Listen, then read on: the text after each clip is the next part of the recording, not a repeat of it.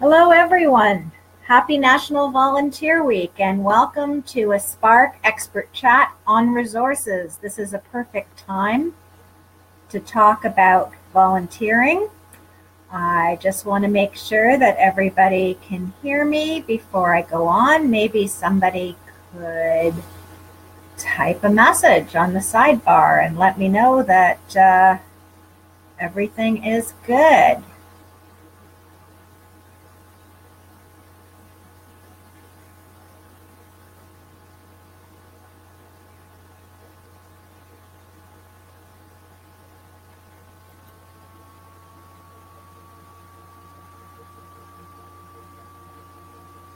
Okay, I'm going to continue on and introduce myself.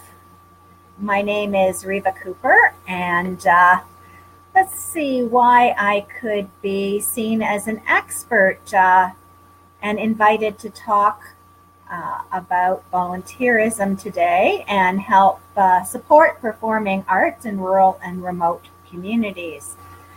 Let me see. I was the founding executive director of the Volunteer Action Center in Kitchener-Waterloo and area. That was back in 1984. And if your community is fortunate enough to have a volunteer center, then that is a great place to start getting resources on volunteerism and getting some help with recruiting volunteers.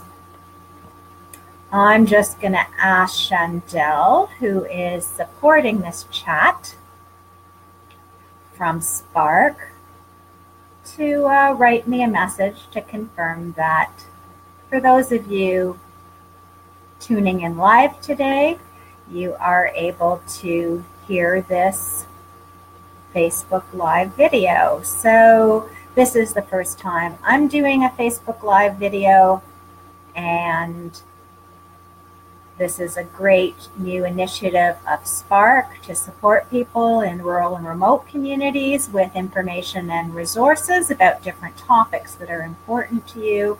So if there are any technical difficulties, we will deal with them.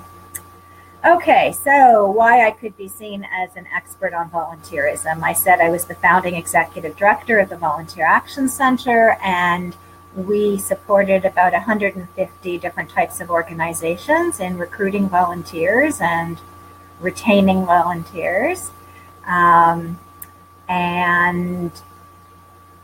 the center continues to recruit and support volunteers, and with it being National Volunteer Week this week is helping organizations to recognize volunteers, and that's certainly one of the topics we're going to be talking about today. Another reason I could be seen as an expert, I guess, is that I worked for many years as the coordinator of the Volunteer Management Certificate Program at Conestoga College. So again, if you are fortunate enough to have a college or other educational institution in your community that offers a volunteer management certificate program, that's a wonderful way to learn more and network with people who are working with volunteers or as a leadership volunteer who are supporting volunteers. And there are more and more volunteer management certificate programs going online. So that is also a great way of getting resources and increasing your and your organization's expertise in volunteer engagement. And I, for the last several years, have worked as a trainer and consultant supporting a wide variety of different kinds of organizations in Ontario and in Canada to develop and strengthen volunteer engagement programs. So that's how I actually came to be here. The townships of Minto and North Wellington invited me last year to do a series of workshops on volunteer engagement, and I worked with a bunch of groups, including arts groups, to develop their volunteer program, to develop new strategies, to put in place some basic tools to engage today's volunteers. So I guess that is why I am here. I was invited because somebody from that workshop series in Minto, North Wellington recommended me to SPARC. So really happy to be here today and to share information. So let me just make a note about questions. It's very strange to be having a one-sided conversation for me because I do like having two-side conversations. So the way that we can do this today is you can write your comments down and your questions down during the talk, and then I will stop after each segment. We're going to talk about 3 different things today over the next half to 3/4 of an hour. We're going to talk about recognition, we're going to talk about recruitment, and we're going to talk about resources. So I will stop as we go along and read any comments or questions and address them at that point. Now, I'm still not seeing any comments, so I'm hoping that that part of the live chat is working. Let me see. There is a delay between when you write questions and when I see them. So can you please be very specific and say, you know, talking about recruitment, can you clarify or can you tell me more about this? And if you're sharing a best practice, again, please say specifically, you know, during National Volunteer Week, this is what we're doing to recognize volunteers. So that is what we will do. Okay. Let me see. This is also an opportunity where we can share some best practices in a small way, maybe get some discussion going. So again, I invite you in the comment sections that everybody is supposed to be able to see to share what you're doing so we can all learn from each other. So this is a perfect time to have a chat on volunteerism because it is National Volunteer Week. Happy National Volunteer Week to everyone. I know some of you tuning in will be volunteers. Some of you tuning in will work with volunteers. Some of you, even though you're in your paid role today, will also be talking about how you work with volunteers and thinking about your own volunteer roles in the community, because I'm sure that since there are 12.5 million volunteers in Canada, most of you do volunteer to make your communities a better place. So volunteers give 1.96 billion hours. Any of the statistics and the information that I'm using in this chat are from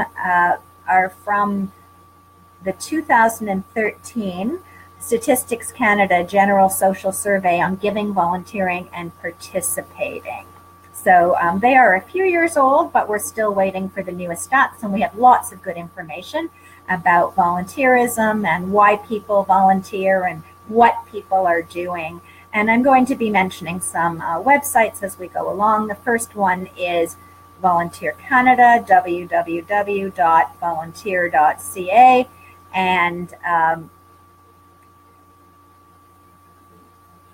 that is where you can start to find information about Canada's volunteers and links to the research, and also where you can tune in now to get information about National Volunteer Week and recognizing volunteers.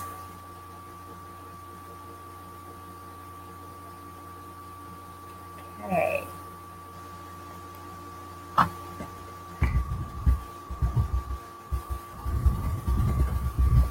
I am writing a comment just to test the comment section. Like I say, invite you to do the same. Great. So that I can see that. Make sure I can see your comments. Okay, so there was recently a post on the SPARC Facebook group where somebody suggested that we look at the vital signs report that focused in on volunteers in arts, in Canada.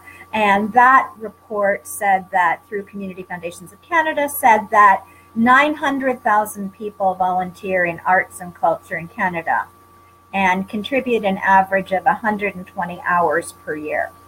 And that, they said, was more than volunteers in any other types of organizations. I'm just looking. It says there is a comment.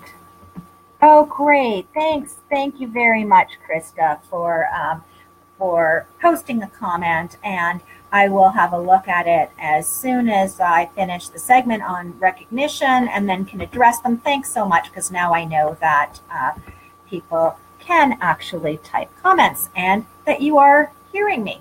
Great. Terrific. Like I say, this one-sided conversation is a kind of a strange thing. So, let me start by talking about volunteer recognition, because it is important that we make sure that volunteers feel valued and appreciated. And some of the things that we think about volunteer recognition, in fact, are not true. So it's really helpful to look at some research and make sure that the recognition that we do in our organizations is meaningful to volunteers. So, interesting that report on volunteers in rural communities from Vital Signs said that arts organizations in rural and remote communities may actually have a bigger impact. Their volunteers may have a bigger impact in smaller places through building a sense of community and a sense of belonging. And a big part of recognition is ensuring that volunteers realize the importance of what they do and the impact of what they do. So that's something that you can start thinking about.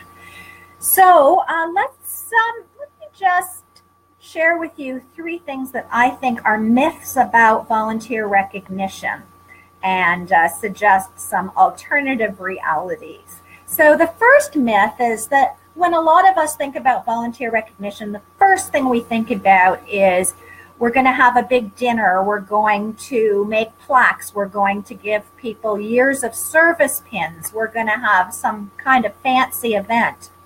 Well, these events and concrete service indicators might be meaningful to some volunteers, but it's not what a lot of today's volunteers are looking for.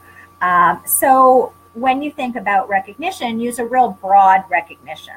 I'm also going to suggest that to make recognition meaningful, we need to understand the motivations of our volunteers. So some people like the social aspect of volunteering, and they might like an opportunity to get together, but others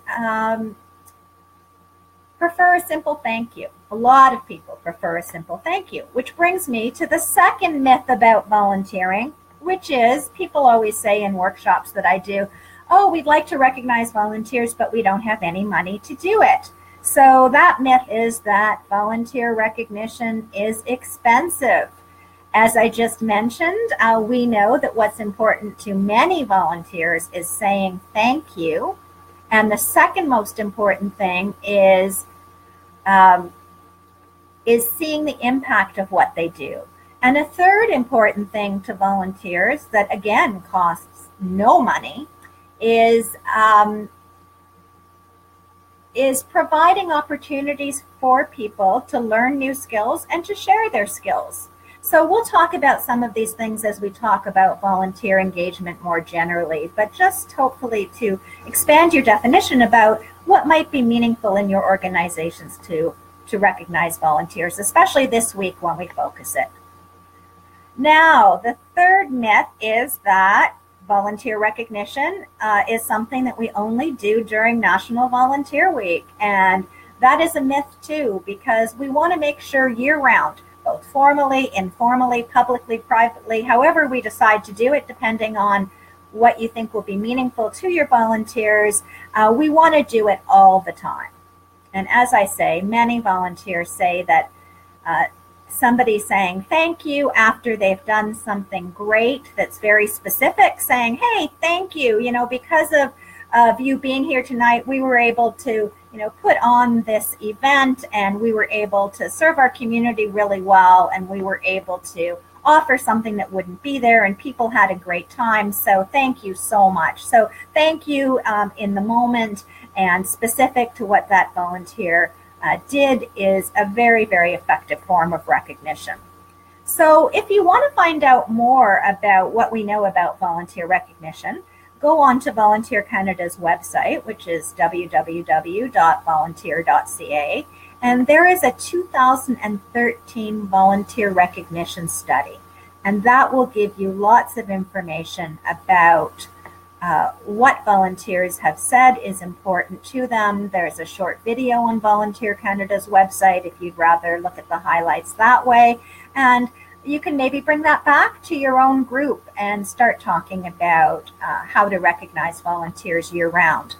Now, 3 things I'm going to suggest that you can do this week around volunteer recognition to help develop an ongoing volunteer recognition strategy is ask volunteers if they feel valued and appreciated. And if they do, that's wonderful. And if not, ask them, what would make you feel recognized? What would make you feel valued and appreciated by our group? And then look at developing some volunteer recognition methods that suit your volunteers. If you're a volunteer, think about what makes me feel valued, what turns me off and isn't really a form of recognizing. In fact, it's a form of maybe demotivating me. Because volunteer recognition motivates people. It's a great time to highlight what you do in the community. And it's also a great time to recruit volunteers, because when people hear about what volunteers are doing in their community, what they're doing in the arts, the difference that they're making, it sparks an idea in people saying, hey, maybe I could do that.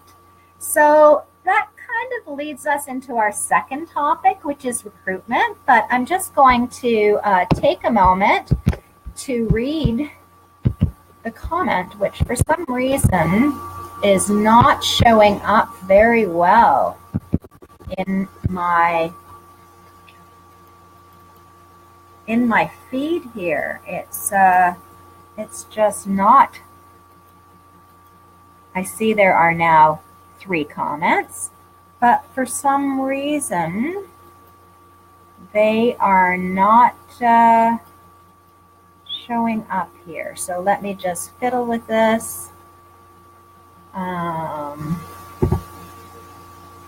Okay.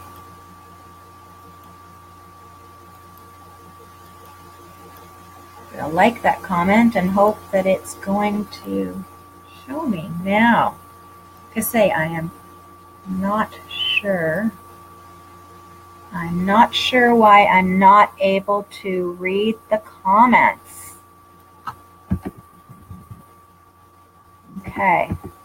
Okay, so I see Krista. Sorry, it is just for some strange reason not letting me read the comments very well. I run a festival.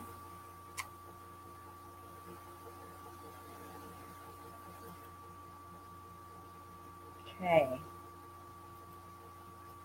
I apologize. I am going to continue on. It is showing me that there are 3 comments, but for some reason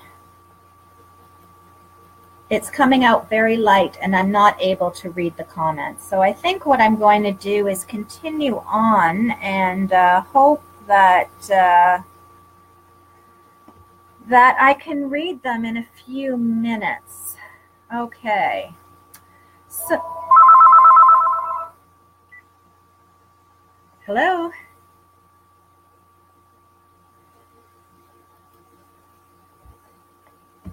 Hi, do you have an idea about how I can see the comments better?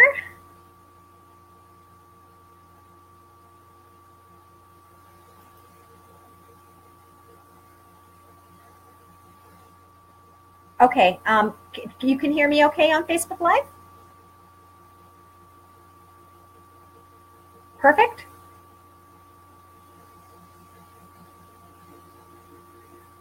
Okay, then I'm going to stop and grab my cell phone and turn it on. How's that? Okay, okay, thanks. Okay, we are taking a 1-moment break.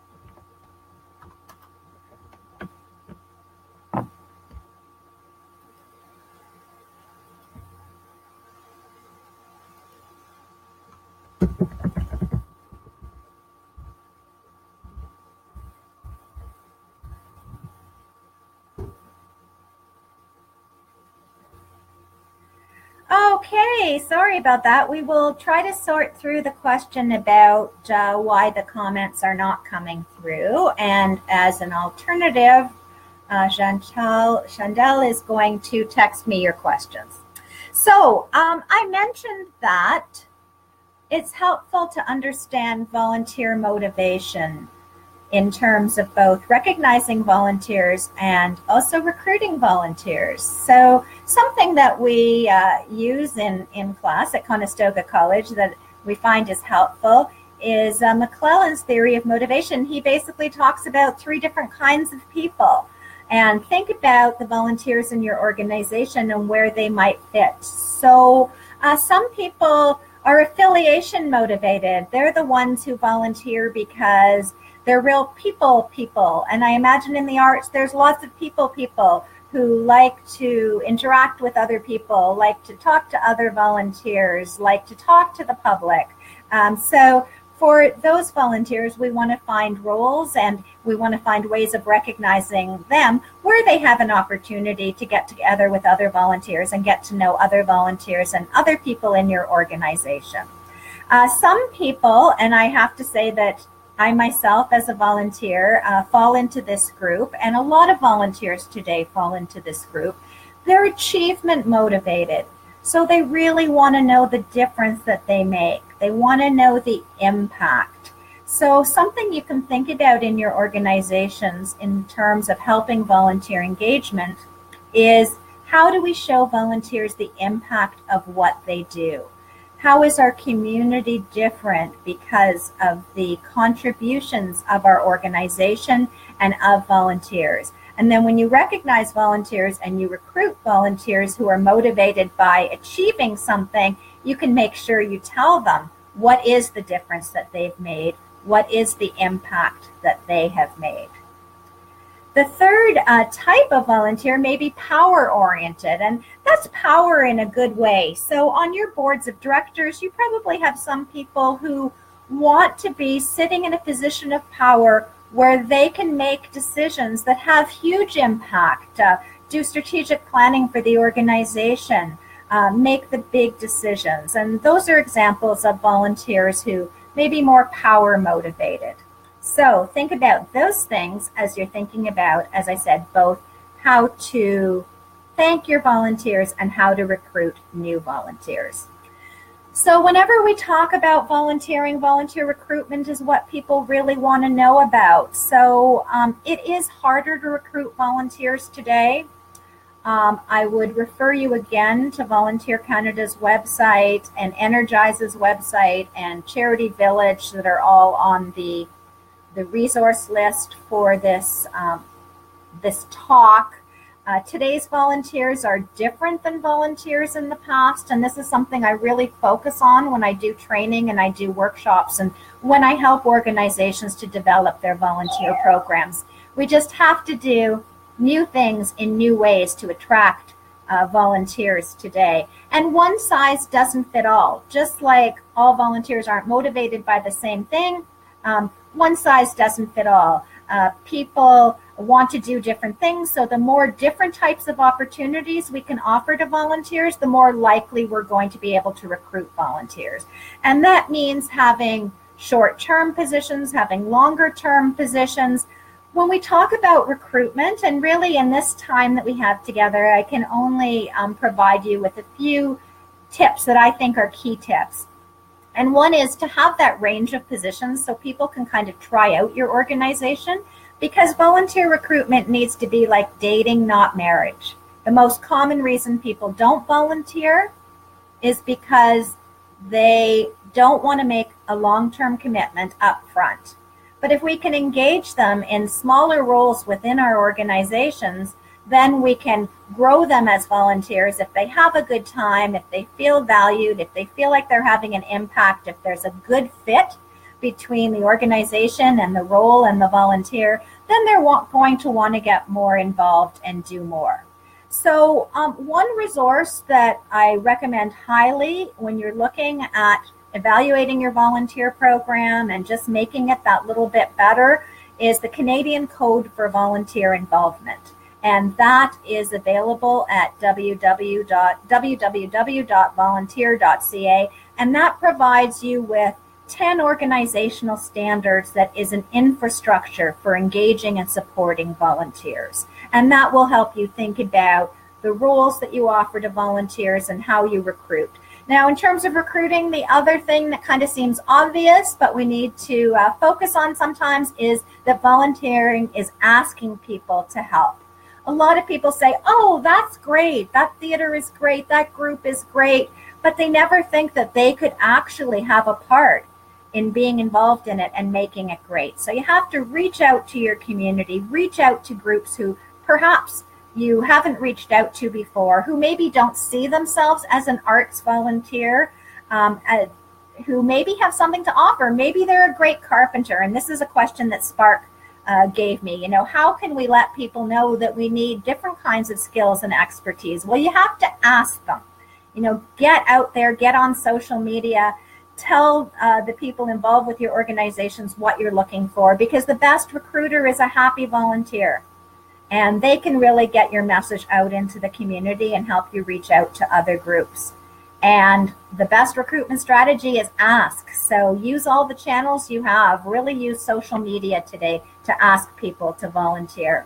Another thing that SPARC suggested you might want to think about was how to approach those who are new to the community. So again, reach out. Go where people new to the community go. Look at databases. So Charity Village, charityvillage.com has a database. If you have a volunteer center that serves your community, there's a database. You can post volunteer opportunities. The Township of Minto started its own portal for volunteer opportunities to help organizations. So, you know, look at all the ways in your community that you can ask people to get involved, and you may be really surprised at who comes forward. It's helpful to understand why people volunteer. The top reasons why people volunteer in arts is they want to contribute to the community. So again, show them what your organization does and how they can contribute. Second most important reason, they want to use their skills and experience. So again, really look at the roles you have for volunteers. Look at what volunteers do, how they learn and grow through their volunteering, and then let people know about those opportunities. Many people do volunteer to network, and again, the arts organizations are great because you have lots of opportunities to network with other volunteers in similar areas of interest, with professionals, with the community. And finally, volunteers are looking to explore their own strengths. So again, look at what you're offering and then get out there and let people know what opportunities are there to use their skills or to learn new skills. Okay, I'm just going to pause right there and have a look at our alternative way of getting questions on my cell phone here.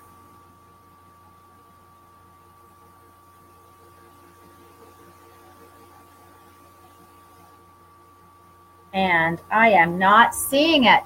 So I am going to again message, I'm going to message Shandell with my cell phone. Okay, sorry, I'm not good at multitasking. I had messaged Shandell with my cell phone number, and then I think I forgot to press send.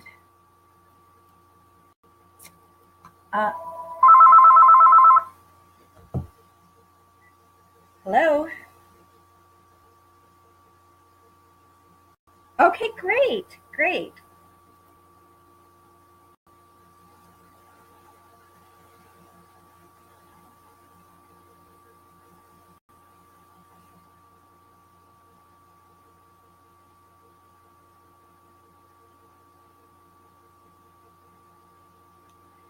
Okay, thanks. Shall I keep you on the line? Because there are more? Oh, okay. Okay, let me address this one. Okay, so the question that I just got on the phone is from Chandel, who manages a small festival with 50 volunteers, and it takes a lot of time and effort to recruit volunteers and to support them. And she's perfectly right, because volunteer engagement is all about relationships. So, how do you manage that when, like so many people, it's just a small part of what you do? So I'm going to jump to a couple suggestions I was going to put out there at the end of the talk to address this question. And one is, I think volunteer engagement takes some time to think about up front and to develop some tools and some strategies to help you, but it pays off in the long run. And the other thing is, I don't think it's something that people need to do themselves. So a couple of things you could look at is having a volunteer development committee to develop some strategies and some tools that can help you if you're the person that is doing it.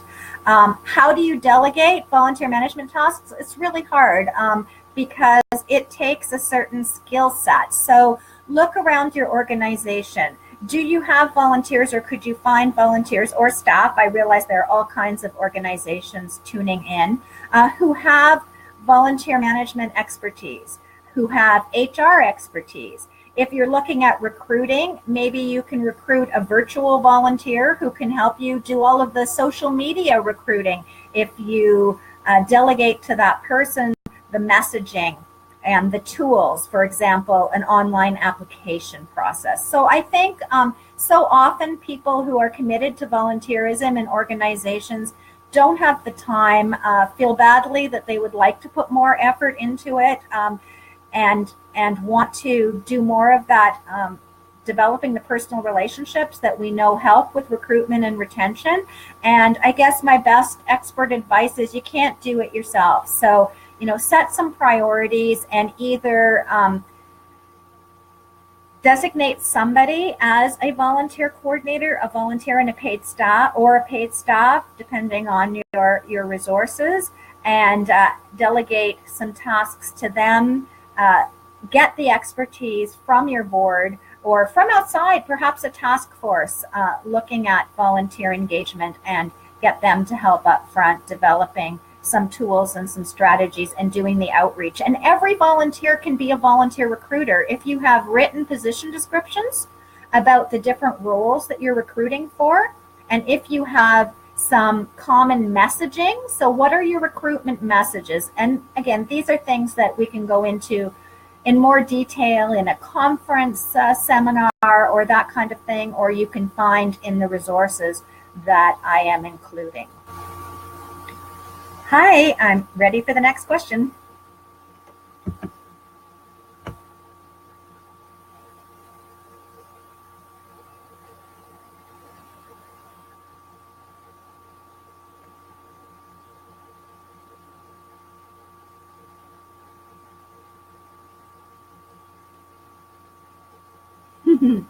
Okay. Again, I'm having a little trouble hearing you on the phone too, but I think I got it. So a couple of things I mentioned in response to the last one. Make volunteer engagement everyone's priority. I think that it needs to come from the top down, and I'm going to recommend a couple of books. One is actually called From the Top Down, The Executive Role in Successful Volunteer Involvement, and it's available at the Energize website that I've posted. And then the second one is Leading the Way to Successful Volunteer Involvement. And again, that one is available on Energize and has all kinds of tools for the board to look at supporting the volunteer program. I think it's, the person who asked the question is totally right. It needs to come from the top down, that commitment to strong and quality volunteer engagement.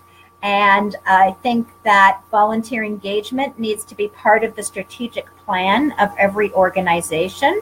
And it's often a learning experience for the board, which is kind of funny because the board is volunteers, but quite often they don't understand what motivates volunteers or how volunteering has changed or the kinds of strategies that you need to implement to recruit and retain today's volunteers. So sometimes the time spent doing some internal training and planning and development for the volunteer program is what needs to happen. Okay, was there one more question? Okay.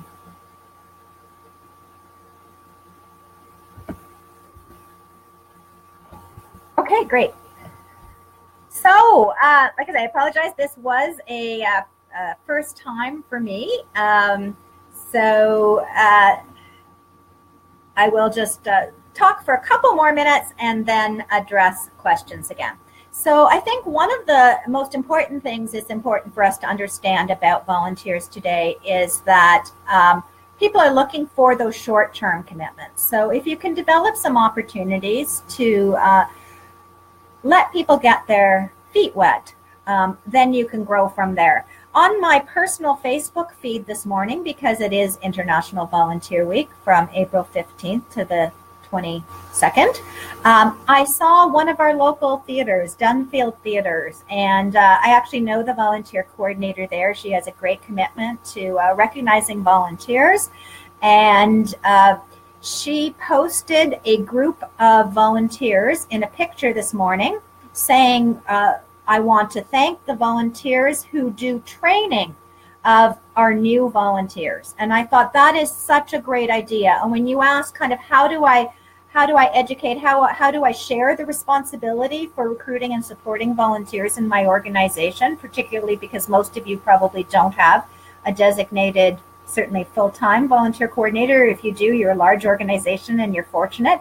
But what Dunfield Theater is doing is they are highlighting different groups of volunteers on their Facebook page every day. And I thought it was really interesting that they wanted to focus on the volunteers whose job it is to train other volunteers when they come on. And the thing is, we're not training new volunteers only when they come on, we're also making them feel welcome, which again is another reason why volunteer management has to be everybody's responsibility.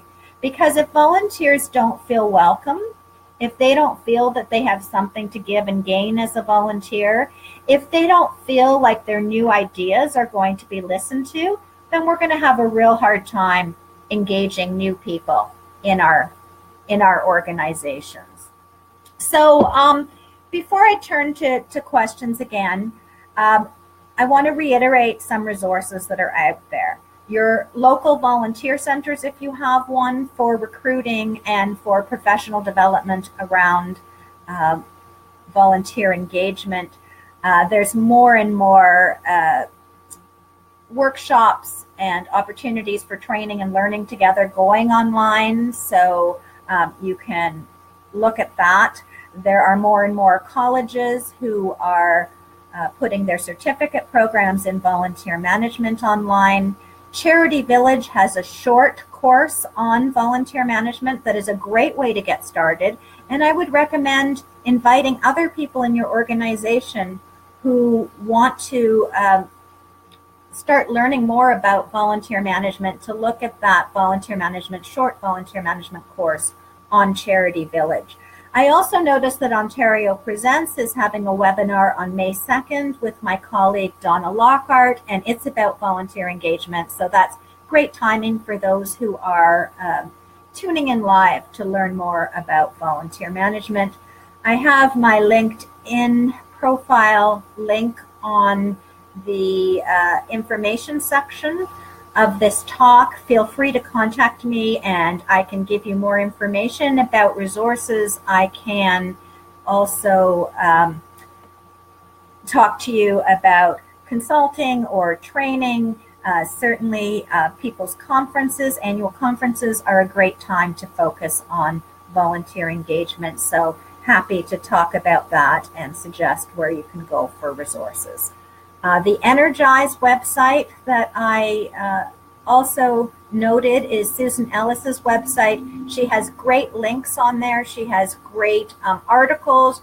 That's where you can buy a lot of volunteer management books. One that is on Energize Inc. that you can order is by a Canadian author, and it's called Best of All. This is it. Best of All. It's by Linda Graff, and it's the quick reference guide to effective volunteer involvement. So in addition to the Canadian Code as a good base to get started at looking at your volunteer program, Best of All is a great resource, and there's lots of other good volunteer management resources that you can check out there. And I think that is about everything I wanted to talk to you about. Like I say, this is a huge topic, and I think that it's like eating an elephant. You need to take one small bite at a time and really think about what are the goals and objectives for your volunteer program, who needs to be involved, who has the expertise that you need, where are the resources, and what are your priorities and strategies for engaging new people and supporting the people who are already committed to your organization to help you do the great work that you're doing in your local communities in the arts. So I'm just going to check in on the phone again for more questions, and we can address any of those and wrap up. Hello there.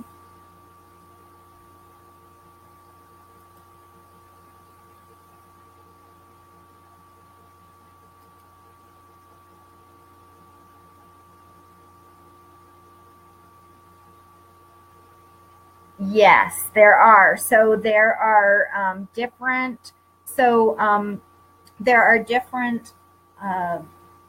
programs to use for volunteers. There are some that are specific to volunteer events. I wonder if that is something that I could, two things. One, if anybody who is on this talk uses a database to schedule or manage event volunteers. There's even some that volunteers can change their own shifts at the last minute, and people can fill in from each other. So there's everything from databases for volunteer programs that collect information about volunteers and are kind of a replacement for old volunteer files, to specific programs aimed at events and scheduling volunteers for events and managing volunteers for events. So rather than kind of pull a couple out of my head, they do exist, and I would be happy to suggest a few and add them to the resources. It's a little bit hard because it kind of depends on what your needs are, but there certainly are databases for volunteer programs and databases for events for organizations to use and for volunteers themselves to use in terms of scheduling. Okay, were there any other questions? Sure.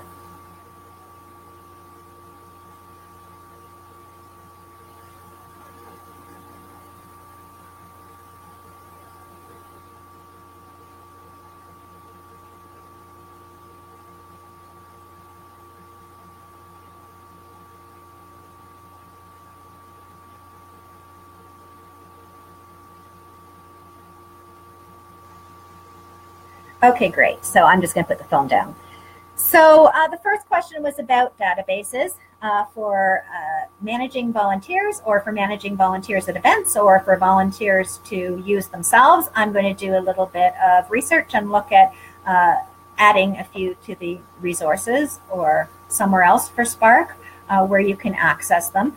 The last question that I received on the phone is about what do you do with volunteers if they come forward but they either want to volunteer and you don't have anything for them right now, or they have capabilities that don't match what you need at that time. So a few answers. One is that if somebody is wanting to volunteer and you don't have anything for them right now, let's say you only do 3 or 4 events a year and your next one isn't for a couple of months, usually people are really understanding about that. The important thing is to very quickly make them feel welcome with your organization and keep them informed.